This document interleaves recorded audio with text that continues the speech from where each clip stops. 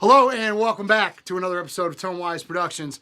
I am very excited today to be joined by my awesome friend Mark to look at all things Eric Johnson tone related.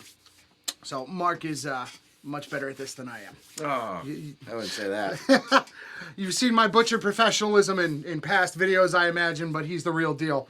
So what we're looking at today is what makes the Eric Johnson lead sound. He's got a lot of sounds. We're just looking at the lead one. There's a bunch of other cool stuff going on with some Fender amps and some memory mans and some chorus and delays for his cool clean stuff. But we're just strictly speaking of that awesome violin singing lead sound. So we're going to break down the bits for you here. And yeah, we're going to go through them one by one. All right, so what do we have here first? First things first, we've got the Plexi here. I've got a Chariotone all access great amp. Just learned that today, not Seriatone, Chariotone. Chariotone. The settings are a bit wild here. It's pretty much cranked.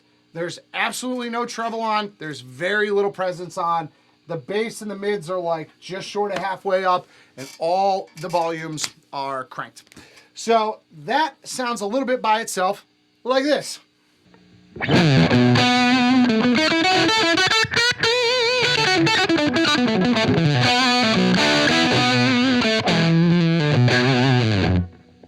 Sick.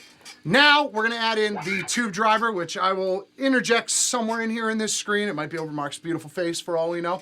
But the tube driver is the same kind of thing. There's almost no EQ on it, just the slightest little bit of low end, and just like a smidge of drive. It's up like a quarter of the way. Mostly a volume boost and used to kind of squash everything together.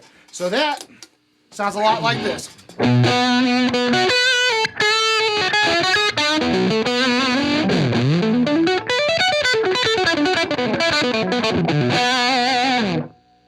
And now the final key ingredient here, we have a bit of delay and reverb going on the computer in the aux box, modeling a tape echo and a plate reverb because there was some on the recording.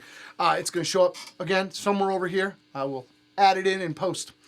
Alrighty, and that's going to sound like this.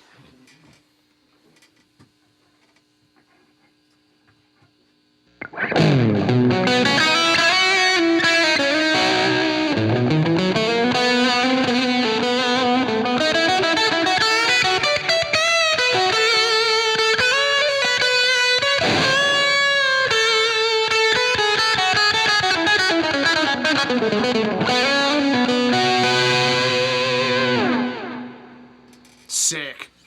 Now we're gonna stop for a second. I'm gonna play a backing track. I'll put the link in the bottom. It was from somebody on YouTube who's way better at making backing tracks than me.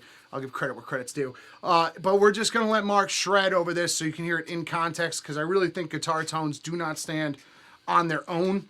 I truly think that they are made in context with the music being played, and it really makes them so special. Or makes what's special about them really shine when played with the context of the music. So we're going to stop this, roll that, and we'll get right back to it.